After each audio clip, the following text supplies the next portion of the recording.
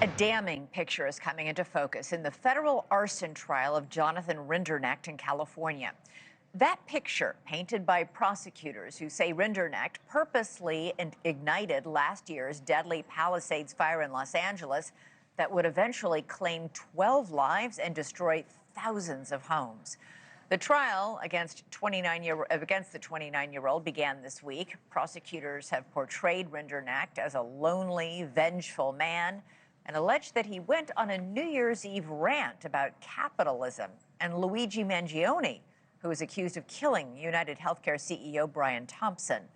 Prosecutors allege that after dropping off his last rideshare passenger, Renderneck hiked up a trail and then lit a fire just after midnight.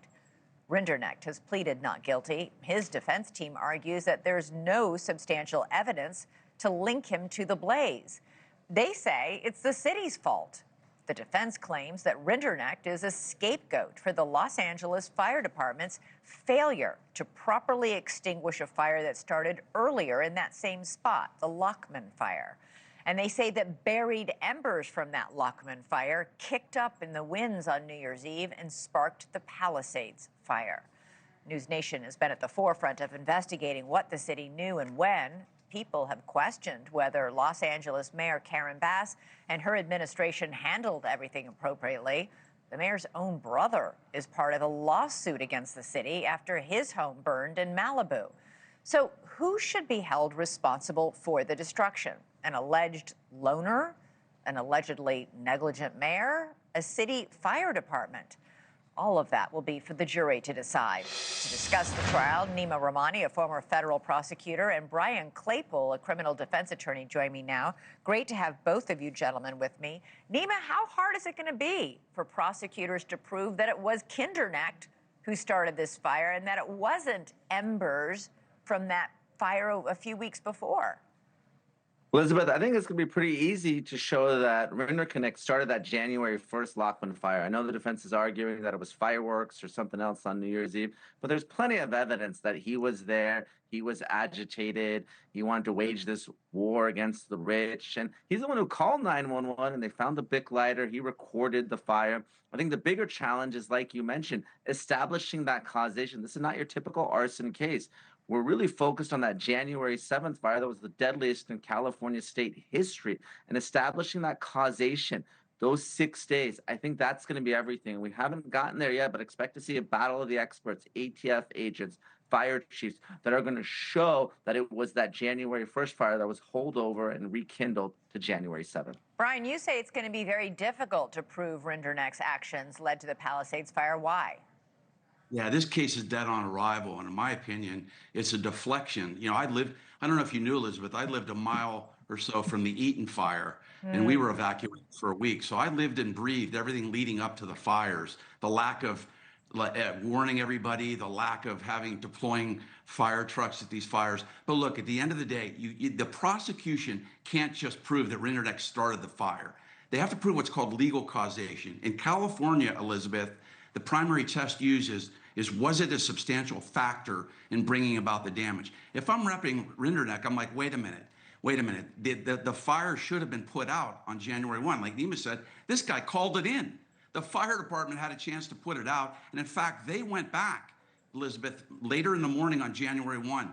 And one of the fire guys called up the battalion chief, and he says, look, we think it's still hot. We have hot rocks. We want to put it out. And the battalion says, no, come on back. So that is a catastrophic decision that's going to be used to defeat causation. And then, look, you have the issue of Karen Bass not deploying enough fire trucks. Do you realize that I think only 3 trucks were deployed in an area that scored 265? And if you're at a scale of 162 for a fire risk, that's already extreme. So Yeah. Palisades was on the pipeline of having a fire hit them. When you talk about LA Fire Department, I mean, there was a veteran with the LA Fire Department who said in sworn testimony back in February that he sounded the alarm that the first Lockman fire wasn't fully extinguished and that he was ignored by his own superiors. I mean, that feels like that would be almost a trial done, right? Elizabeth, you should be a trial lawyer. Exactly. Why? because that's an intervening cause. And in California, an intervening cause defeats legal causation. Right. And you're exactly right. It's like he calls, he says, we got to put this out. And the chief tells him no. Then that is the cause, in my opinion, of the Palisades fire, that catastrophic negligent decision. Neama, in the meantime, you mentioned Renderneck himself called 911 16 times on January 1st as the fire spread, but you know, he gave police one story when he was initially questioned, and then geolocation data from his cell phone showed that what he said wasn't true. He was actually standing 30 feet from the fire, much closer than he had told police. In addition, they found all sorts of weird, lurid drawings of, you know, people like dying in flames. It was this man. There was ample evidence. Seemed to be extremely emotionally disturbed. No question. And, you know, he was caught in a series of lies, and he appears to be a pyromaniac of sorts, or certainly has a fascination with fire. If you look at his ChatGPT history, so it's fascinating to see all that come in. But, you know, you and Brian also touched upon it. I mean, this is LA, and a lot of people have very strong views about what caused this fire, and whether it's the mayor, whether it's the fire department, whether it was Mother Nature. But the fascinating thing about this case, Elizabeth, is that to the extent that Renderneck is convicted and found guilty of arson, that actually hurts the civil cases against the city and the state. So if you're the thousands of homeowners that have filed civil lawsuits, you want that liability to be on the government entities. They're the deep pocket. But of course, this individual has no ability to pay any sort of civil judgment to the extent that he is found liable for this. But Neama, don't some of those civil claims still hold? I mean, they're claiming that once the fire started, the city didn't respond appropriately. They didn't send enough fire engines. They didn't have enough water on standby in reservoirs. That doesn't matter, does it?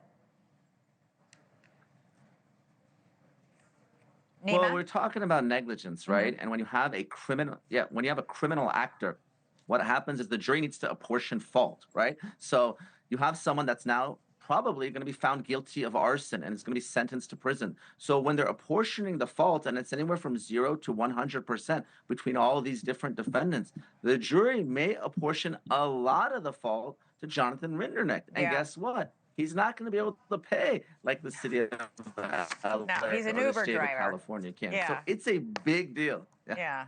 This verdict, this trial will be a very big deal. We'll be talking about it a lot. Neama Rahmani, Brian Claypool, thank you both so much. Really appreciate it. Thank you for watching. Subscribe below and download our NewsNation app right now on your phone, and you will get fact-based, unbiased news for all Americans.